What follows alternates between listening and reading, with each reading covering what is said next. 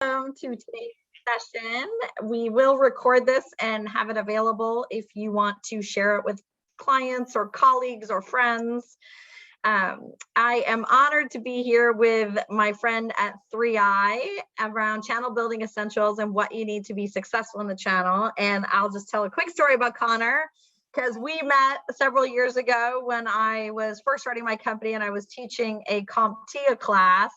And I said, I will definitely do that class because it's in Battle Creek, Michigan, about 45 minutes away from my, at the time, 98 or 99-year-old grandmother.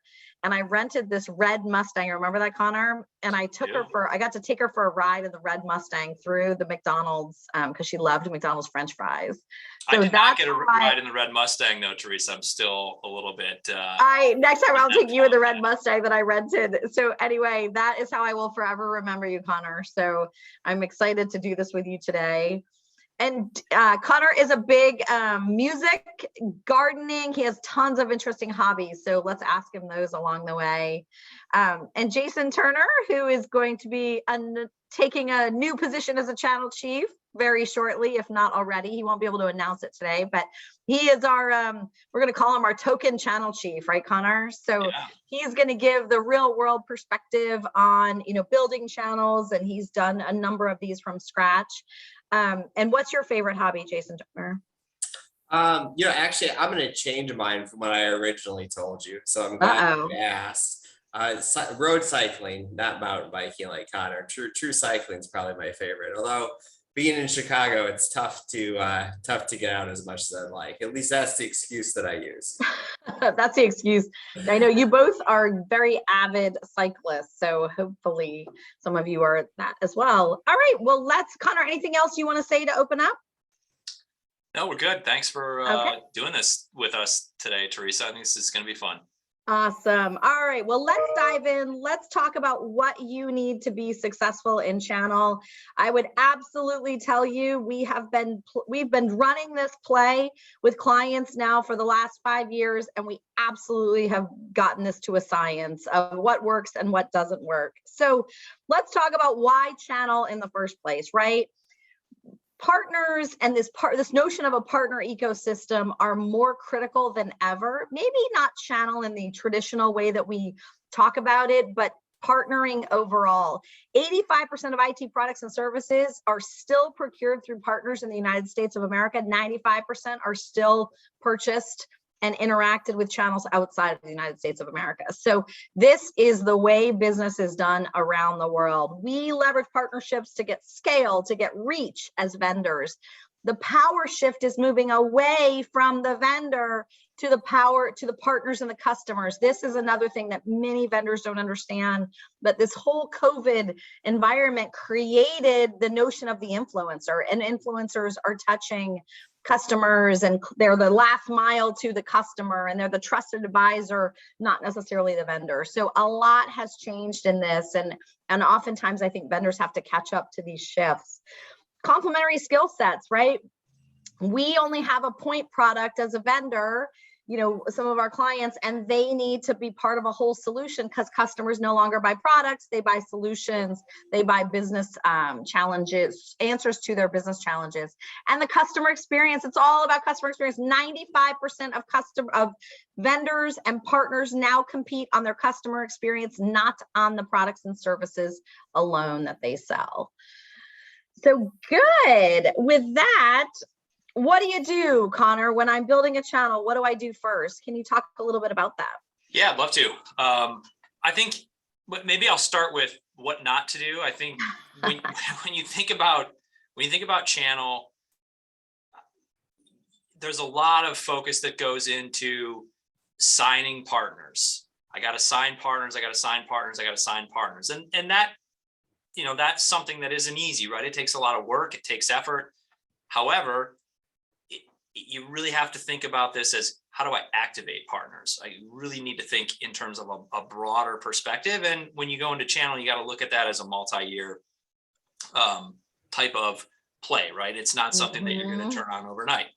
Right. And so we see a lot of focus on just signing up anybody versus really understanding, like, I would get my own house in order first, right? I need to understand that I have define your selling motion, understand your target customer profile, standardize pricing. You want to think about how you can scale through the channel. Mm-hmm. Yeah, I think what I'd add to that too is, when you think about signing partners is really easy. I'll never forget, I actually went to a company.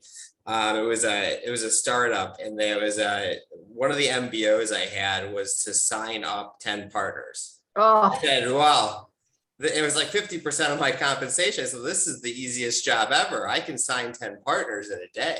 Mm-hmm. But it's signing the right partners that's much more difficult, and activating those. So when you think about where do I start and how do I do that, I think there's two things. One, it's taking the time to think about what does an ideal partner profile look like, and that's something that I know Conor and Theresa talk about quite a bit. But how do you hone in that partner profile? Like, where do I start? I think a lot of those partners tend to be like boutique partners, or specialized groups within these larger partners. Anyways, a great way to get to some of those partners is to start to think about who are the ecosystem, or what's the ecosystem around my solution? What are the other vendors that are complementary? And start to build relationships with their channel folks, and share ideas. That's becoming much more popular. I think it's a great strategy. Yeah, you have to think that for most vendors out there, unless you're Cisco or Microsoft or something really core, right? You're complementing something bigger. And there's a lot of focus on me in the channel. My product is great. My thing is great. It is, and it very well may be, and that's part of the equation, but it's also about trying to figure out, how can you be in service of what the partner is going to market with, and part of that broader solution, and be aware of that, right? And you can use that, as Jason said, to leverage those strategic partnerships. Awesome. Good. So this is critical, right? Good. Let's jump into, Conor, what do you think if you decide you want to be in channel, you decide this is something you want to go after? What I often see is people go, okay, now I'm going to build a PRM, or okay, now I'm going to go hire a person, so what do they have to be thinking about much more holistically? Yeah, this is great. I mean, we at 3i, we've spent a lot of time on high growth, emerging, and I say mid-market vendors, and helping them build and grow their channel. So we've certainly seen, all shapes and sizes of understanding of what investment looks like, right? I think there's a lot of vendors whose channel programs evolved out of customer demand. I want to purchase your product through this particular partner. All of a sudden, you've got a channel, you've got a sales guy who might now be pulling double duty as a channel. You don't have dedicated headcount. You haven't thought through, how does this align with our overall corporate objectives and our strategy? And that's where we see things, we run into trouble areas there. So just, if I had to offer anything, if I look at our collective performance of our vendor stack, and we just looked at this for 22 planning, we looked at compound annual growth rate over the last 4 years. And if I look at the vendors that have checked all these boxes that we've got on the screen here, I won't read them to you. Those vendors are growing 4 or 5x more rapidly. And I know that that's not just the case with their business with 3i, but it's in the broader market as well. Than the vendors that haven't made the investments. But that goes back to the point that we mentioned earlier of long game, aligned strategy. The other thing I would add on this page that is kind of implied, but it's really important to think about your presence strategy within the partner community. That's kind of your shelf space at a grocery store.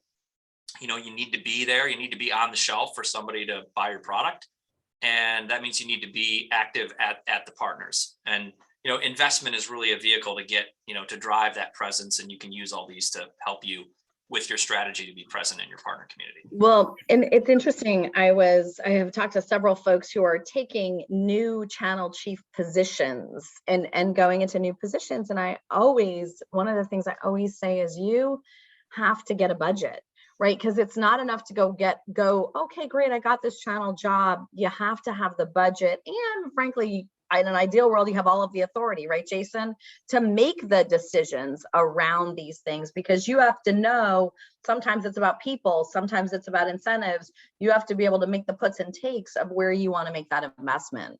Yeah, I kind of have an example of that. So the company Great. I had previously, I can share the name freely, NetMotion, they were private equity owned previously. And the prior private equity completely gutted the channel, right? They think it's an easy way to save costs, pick up margin. They can sell it direct to the customer. So they had made 20% of their business at the time was going through channel because it had to. We had a new private equity firm come in, Carlisle. They were big on channel, big on a new executive team, and said, we really want to rebuild the channel. Part of that interview process, when I talked to them, one of the things I said, is everyone 100% bought into channel? Channel isn't, to me, like channel isn't a job or a team, it's a company, right? You have to be a channel company and have channel focus. I can't stress that enough. And, over those 5 years at NetMotion, we went from 7% year-on-year growth to 35% year-on-year growth, and 95% of our business was through channel. But we had to go back to a lot of those partners and rebuild relationships. I think this is true in a lot of scenarios, but it's especially true in channel. What's the saying? Good news travels slowly, bad news travels very quickly. Right. I tell you, like these reps, if it's like you burn one rep one time, even slightly, and you'll hear the story for the next decade. It's pretty amazing. It is absolutely the way it goes. And so, we just finished a session earlier today around that topic, which is around the direct, indirect, hybrid channel strategy. That's a whole topic in itself that we can tackle. And I see that I have that creepy face on when when you freeze up. So, okay, hopefully I should be back now. Good. All right. So let's talk about now. I have decided I need to build a channel strategy. I understand I need to own or lead with these different, I call them levers. Now, what do I do? And so, we use the 5 Ps for channel, because you have to develop the strategy and then the policies, right? Strategy, one of my mentors, and I see Jim is on here, one of our mutual mentors always said, the company strategy, then the channel strategy, then what are our channel policies, right? Are we going to be hybrid? How are we going to do business together? What are those policies? And then you have to set up processes. And then you do programs and platforms. Many people jump to program, they jump to platform, or they jump to, I'm going to hire somebody. And unless we got these other foundations, that's why we kind of call it the foundation of the house, the foundations in place, it's wobbly, right? The house isn't going to stay up. It's not going to be solid. And that's what ends up happening is the channel, 12 months later, the channel has failed. It isn't successful. So we really want to be thinking about how these things all build on each other. And then we do need to build a partner program. And why do we build a partner program in the first place? It isn't just a program for program's sake. We build a partner program to achieve scale, and we build a partner program to build what we call interorganizational trust, because programs create a way to build trust company to company. And so that's really why programs even exist in the first place, with vendors to partners. And then we do our platforms and our automation, and that probably could be a whole nother topic in itself, is what is your strategy to automate and achieve that scale? And then the people thing, and the people thing often gets underestimated, and nothing happens without the right people and the skill sets of the people. So there's definitely a science to who are the right people. And I'll tell you a quick story. I was doing an engagement with a client, and they were like, we know who we're going to hire. This is our job description of the person we're going to hire. And I said, you know what, hold on, let's go through this. And do you know where we landed was completely different than where we started on who their ideal partners were going to be. And they had a completely different skill set of what they were going to hire at the end. So being very careful to manage when you hire, and hiring the right people is also critical. I was one note on the people thing, because I see this at so many companies. Okay. I see it's like there's a guy that was in sales. He did a lot of deals through channel, and now all of a sudden he's head of channel, or he's running channel. And it's a very different kind of viewpoint or than someone that's a strategic channel leader. So for those on the phone, if you're thinking about channel, I encourage you to either hire someone that has a strong channel background, or use consulting services of people that really do understand it top to bottom, instead of just moving a seller into that role. Mm-hmm. I would just echo a couple of things there. I mean, you're under the hood, your job running channels is you're doing a lot of alignment organizationally, right? You've got to get you hopefully you've already set the company structure that, or strategy, that channel is a focus. And I think to Theresa's point earlier, right? Like, strategy comes before structure and before people, right? So you have to start there. But your job running channels, right, is you have to continue to advocate for the channel internally at your company. That's a big portion of. Oh, in those first, I'm going to show you the vendor maturity. In those first few phases, it's always critical. It's as much internal selling as it is. Yes, exactly. As much internal selling in these first 3 phases as it is external, because you have to get the company activated. So we have a good question, Connor, from Frank. And Frank, I'm hoping that I'm going to pronounce your name right, Bazanta. And I'll tell you all, my elf on the shelf, my oldest son named it Bazanta. So I will forever remember you. So his question is, vendors, or maybe it's more of a comment, but I'd love your feedback. Vendors do not understand that the business partner will often take the path of least resistance. What's your reaction to that, Connor? What's your reaction to that, Jason? Yeah, I mean, you're saying that the reseller takes the path of least resistance? Yeah, I mean, often a reseller will take the path of least resistance. I guess I kind of let you chime in on this, but one of the things that I always say is ease of sale is critical, and like, you have to be that path of least resistance. At least in terms of, and that comes down to, how do you simplify your messaging? How do you make your product easy to sell? How do you make it easy to deal register? Just some of those basic fundamental things. If you can knock those out of the park, it almost becomes more important than quality of product. That and FaceTime, right? Are like getting in front of the reps, having the relationships, and being easy to sell. Like these guys, when you have to pick up, call a channel rep, they connect them to someone else, and it's a bunch of phone tag, that, it's hard. That's very true. Complexity and customization kill channel sales. Yeah. So maybe you want to put it simply, right? There, I would, a couple things. Yeah, I mean, that's an interesting comment and probably a lot to unpack there. I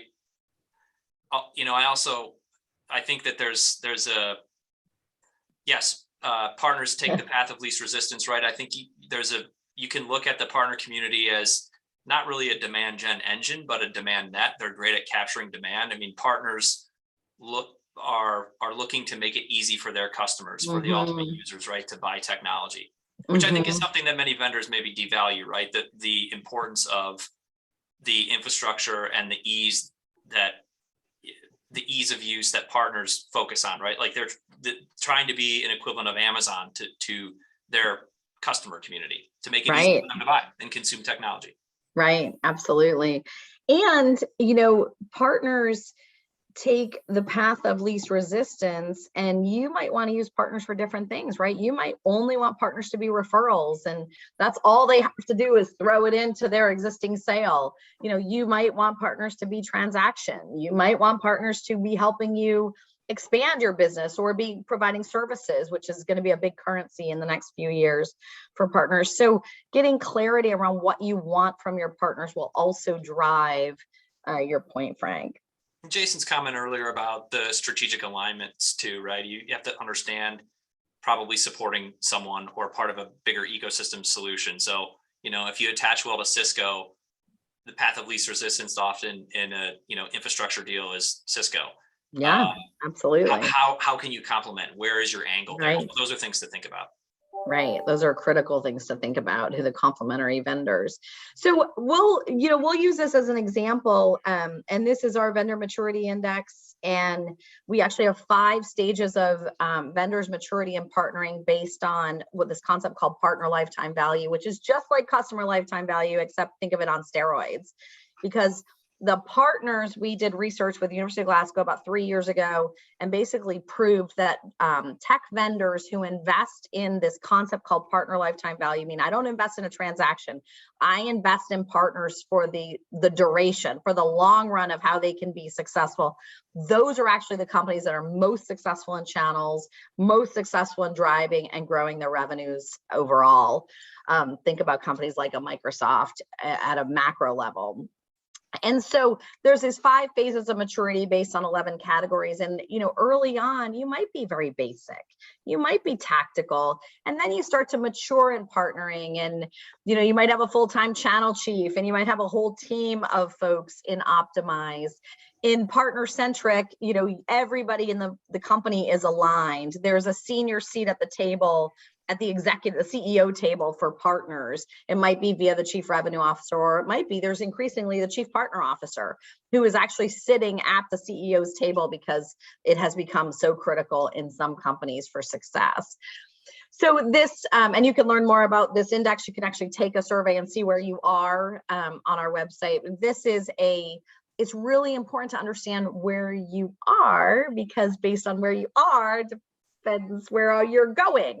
And so that's what we want to be thinking about, is where do we need to go next and where do we need to invest? And there is a science to this now. All right, Conor, talk to us about metrics, because a lot of people don't do metrics well. So let's chat about that. Right. We feel like everybody always thinks, oh, we could do better here. Yeah, true. I think, you got to look at this as go back to orienting on the long game. Mm-hmm. And everybody wants to talk about revenue. It's obviously, we're going to get there, right? However, we got to think long. We got to think strategy. We got to think a couple years, right? Commitment to growing the channel. So you got to, focus your lens there first. And if you want to go to the next slide, we can go through some of the things that you might want to look at. Jason talked about this earlier too. We talk about presence. I think early on, right? That's critical. You have to think enablement is really your focus. And, we're all going to look at revenue. We're going to look at margin by partner, those things, but you want to look at the top of the funnel activity. Some of this goes into understanding aligning this back to your customer profiles and what your selling motion looks like direct, and then figuring out how you take that into a channel model. And so you look at the top of the funnel activity that happens there and mirror that in the channel. So I won't read some of these slides, but things like, something I'll offer here, right? You want to get to know your partners. There's heat mapping, right? It's great to understand, who do you know? What is their competency? That gives you the ability to build your, we call it partner benchmarking, right? What's that ideal partner look like? And then you figure out what are those early stage enablement activities that are going to help you be relevant to their business. We've got some things listed here, and Jason, if you want to chime in from your experience. Yeah, it's kind of interesting too. And like you mentioned earlier, not every partner is good at the same things. I'll give you the real world example of this. So CDW, for instance, and I've always been in the software side. So just for those of you on the phone that may not be in software or hardware business, so when I reference numbers, just know that I'm speaking in software terms. But CDW, phenomenal add-on partner. Net new, not great. Their net new was 10 to 12% of their business, but they were phenomenal at going out and expanding accounts. And for a long time, we always said, how do we get CDW to be a better net new partner? But what I realized, I don't need CDW to be a better net new partner. I need to get them to just be the best add-on partner and expansion partner that they possibly can. And once we shifted our focus to say, how do we really go after expansion with CDW, our business grew exponentially. And then with net new partners, that's where we were getting our add-on business. And just, I'll give you what we found. We found about $100,000 in ARR in the first 15 months. Wow. For net new partners. And the way that we did that, and again, not every partner is a strategic partner, but for strategic partners, you have to have mutually identified success criteria.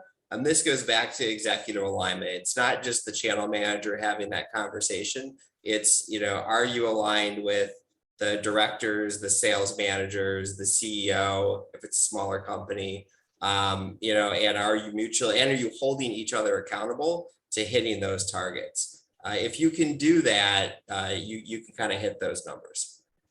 Great points. Anything else you want to add on this topic?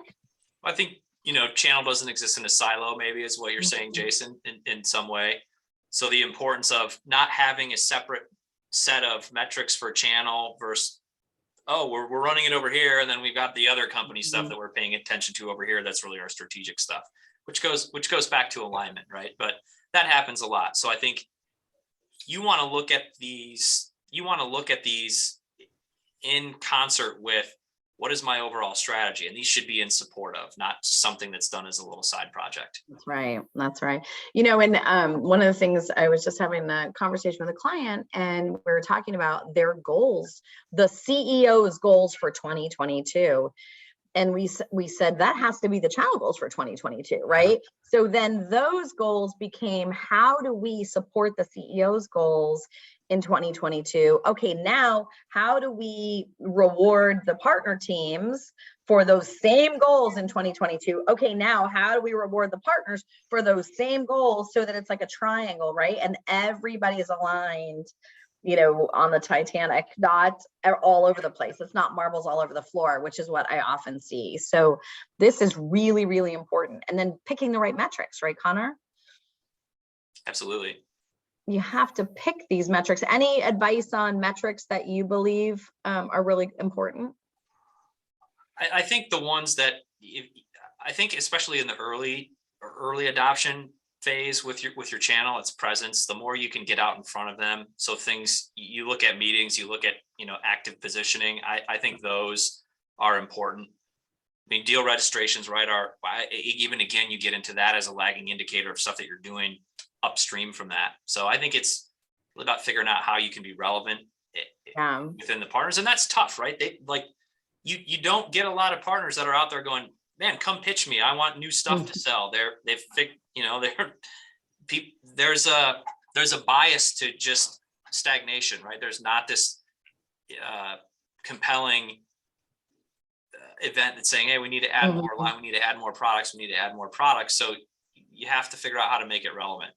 You have to make it relevant. I'm a big fan in those early phases in the vendor maturity index. You use 3 metrics, lagging, and obviously revenue is a lagging indicator, and 2 good leading indicators. It's very important that you pick the right leading indicators, because sometimes a pre-sales tech certification doesn't actually predict revenue. It's not a good leading indicator. Sometimes we were working with a client and they said 95% of our POCs lead to revenue. That's your leading indicator right there. There it is. That's the one we need to measure and drive towards. So picking these is really important, and being very deliberate about getting those right. I would add a word of caution on deal registrations, at least from incentivizing your channel team on it or calling it out too much. It is very important, but it's one of those that can be manipulated. I know early on in my career, I hired a CAM, and it was a startup type company. I said, I need you to go and get 30 deal registrations a month.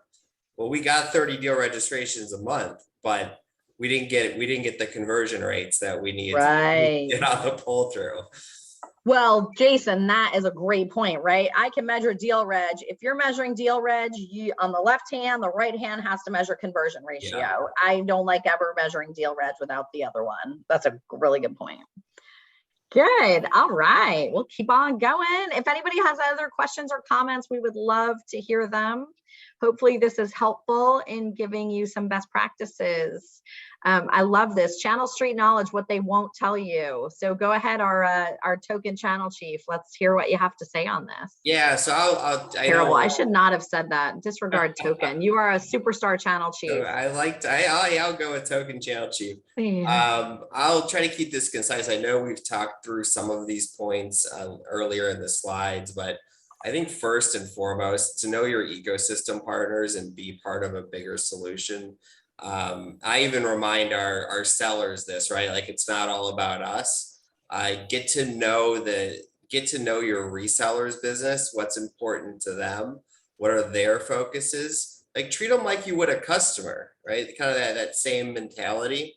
The second thing I'll say, I hear a lot, like, lead gen is always key when we think of channel, and lead gen is important. Don't get me wrong, but we have to think about partners and from more than just a lead gen perspective. What I always, the term I say is, they know the customer, we know our product. Let them be an expert on the customer.